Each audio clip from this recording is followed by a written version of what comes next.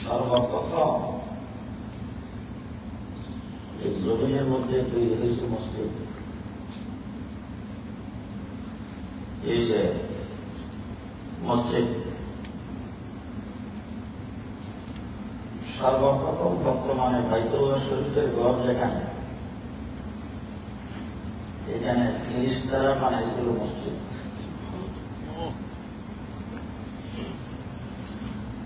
হযরত আদম আলাইহিস সালাম যখন পৃথিবীতে আসছেন,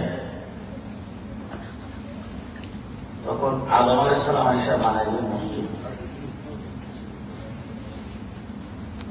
বানাইবেন কোথায়?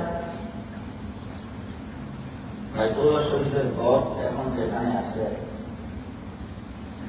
সেই জায়গার ভিতরে ফিরিস্তাদের যে মসজিদটা ছিল,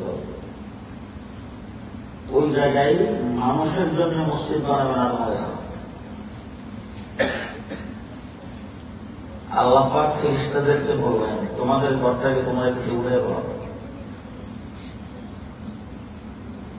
ফেরেশতারা এই ঘরকে উঠায় নিয়ে গেল 7 আসমানের উপরে।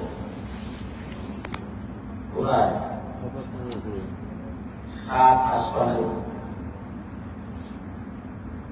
ওই ঘরটা 7 আসমানের উপরে আছে, সেই ঘরটার নাম হল বাইতুল মামুর। কি নাম?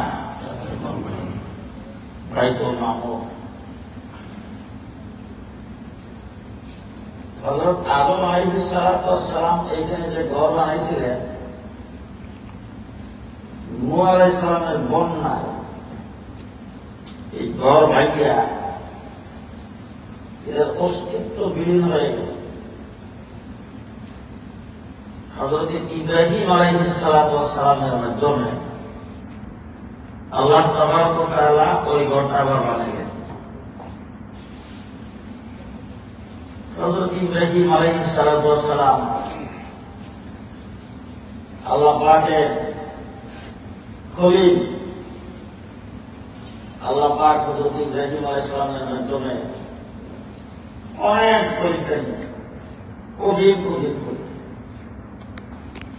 সমস্ত পরীক্ষায় হযরত ইব্রাহিম আলাইহিস সালাম গোল্ডেন ক্লাস A+ পায়া পাস করছে।